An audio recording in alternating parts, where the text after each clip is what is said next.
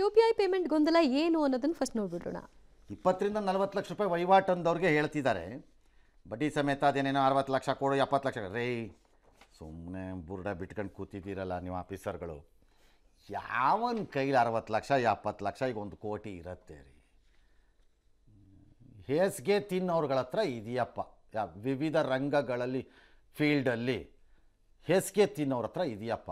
ಯಾರ ಹತ್ರ ಇರುತ್ತೆ ರೀ 1 ಕೋಟಿ? ಚೆನ್ನಾಗಿದೆ.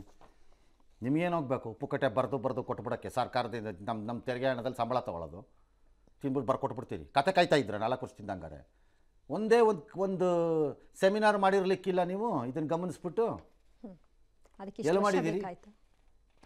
ಏನು ತಿಂತಾಯಿದ್ರಿ ಆಗಂಗಾರೆ ನೀವುಗಳು? ಒಳ್ಳೆ ಕತೆ ಆಯ್ತು ಆಫೀಸರ್ಗಳುವೆ. ಸ್ವಲ್ಪ ಮಾನವೀಯತೆ ಅನ್ನೋದು ಇರಬೇಕು. ತಲೆ ಹೊಡೆದ್ಬಿಟ್ಟು ತಿಂದುಬಿಟ್ಟು ನಿಮ್ಮನ್ನು ನೀವು ಉದ್ಧಾರ ಮಾಡ್ಕೊಳಕ್ಕೆ ಉದ್ಧಾರ ಆಗ್ತೀರಾ? ನಿಮ್ಮ ಮನೇಲಿ ಬರಬಾರ್ದು ರೋಗಗಳೆಲ್ಲ ಬರ್ತವೆ, ಹೇಳಿದ್ದೀನಿ. ಮಾಡಿ. ಆ್ಯಂಡ್ ವ್ಯಾಪಾರಿಗಳು ಕಲೆಕ್ಟ್ ಮಾಡಬೇಕು. ನಾವು ಮಾಡೋದೇ ಇಲ್ಲ, ನಾವು ಕೊಡೋದೇ ಇಲ್ಲ ಅನ್ನೋಕ್ಕಾಗಲ್ಲ. ಅವರು ನಿಯಮ ಪಾಲಿಸ್ಬೇಕು. ಹಾಂ, ಕಟ್ಟದೆ ಹೋದ್ರೆ ಅಕೌಂಟ್ ಫ್ರೀಸ್ ಅಂದರೆ ಮಾಡ್ಕೋವಾಗ ಅದರಲ್ಲಿರೋದೊಂದು ಎಲ್ಲ ಖಾಲಿ ಮಾಡ್ಕೊಳ್ರಿ ಅಕೌಂಟ್ಗಳನ್ನು, ದುಡ್ಡನ್ನೆಲ್ಲ ಅವ್ರು ಮಾಡೋದ್ರೊಳಗಡೆ ಖಾಲಿ ಮಾಡಿರಿ. ಬೇರೆ ಅಕೌಂಟ್ಗಳು ಓಪನ್ ಮಾಡೋಕ್ಕಾಗಲ್ಲ. ನೋಡ್ಕೊಳ್ಳೋಣ ಆಮೇಲೆ ಅದು ಹೆಂಗೆ ಮಾಡಬೇಕು ಅಂತ ಗೊತ್ತಾಗತ್ತೆ. ಆ ಚಾರ್ಟೆಡ್ ಅಕೌಂಟೆಂಟ್ ಹತ್ರ ಹೋಗ್ರಿ, ಹೇಳ್ಕೊಡ್ತಾರೆ.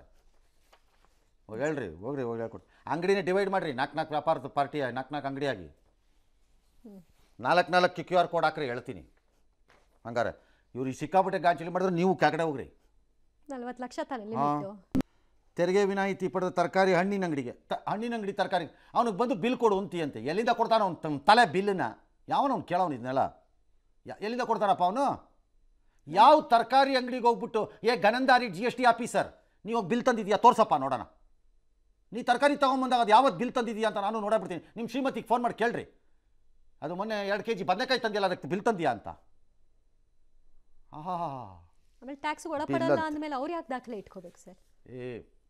ಜನನ ಶಿಕ್ಷೆ ಕೊಡೋಕ್ಕೂ ಒಂದು ರೀತಿ ರಿವಾಜಿದೆ. ಗ್ಯಾರಂಟಿ ಕೊಟ್ವಿ ಅನ್ನೋ ಉಮೇದು ಮತ್ತು ದಿಮಾಕಲ್ಲಿ ನಡಿಬೇಡಿ ಸರ್ಕಾರದವರು.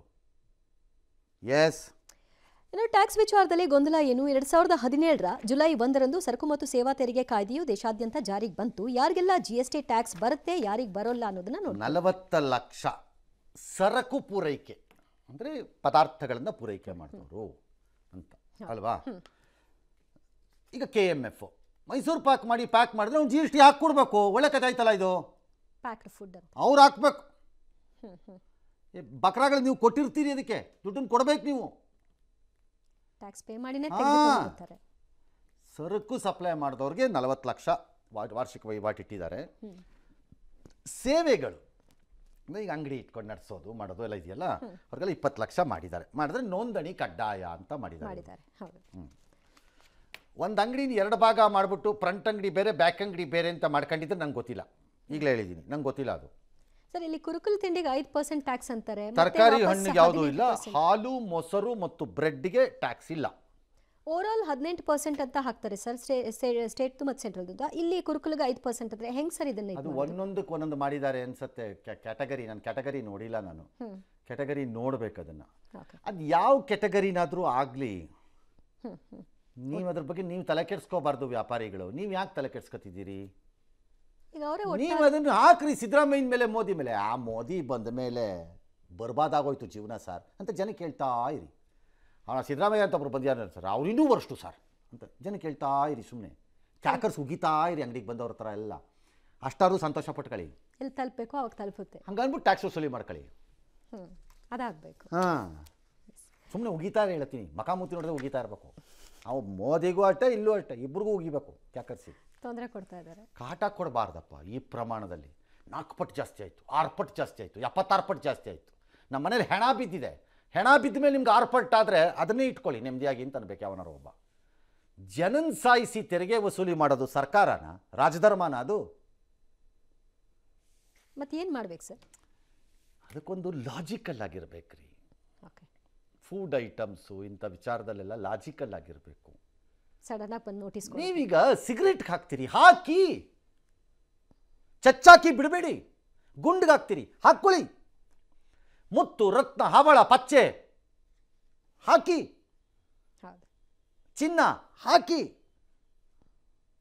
ನಾನು ಬೇಡ ಅನ್ನಿಲ್ಲ. ಗುಂಡು ಹಾಕ್ಕೊಳ್ಳಿ, ಎಷ್ಟು ಬೇಕಾದ್ರೆ ಹಾಕ್ಕೊಳ್ಳಿ. ತಗೊಳ್ಳೋರು ಕೊಡ್ತಾರೆ. ಫುಡ್ ಐಟಮ್ಸ್ ವಿಚಾರದಲ್ಲಿ ಫುಡ್ಡಲ್ಲೂ ಬೇಕಾದರೆ ಯಾವುದೋ ಕಾಸ್ಟ್ಲಿ ಅಂತೆ, ಅದೆಷ್ಟು 6,000 ಅಂತೆಪ್ಪ, ಇಷ್ಟುಗಳಿರುತ್ತೆ ಚಾಕ್ಲೇಟು ಅಂದರೆ ಹಾಕ್ಕೊಳ್ಳಿ. ಯಾರು ಬೇಡ? 4 ಚಕ್ಲಿ, 2 ಕೋಡಬಳೆ, ಒಂದು ತೇಂಗೋಳು ತಿನ್ಕೊಳ್ಳೋನ್ಗೆ ನೀವು ಟ್ಯಾಕ್ಸು ಅಂತ ಸಾಯ್ತೀರಲ್ಲ, ನಾಚಿಗೆಟ್ಟವರು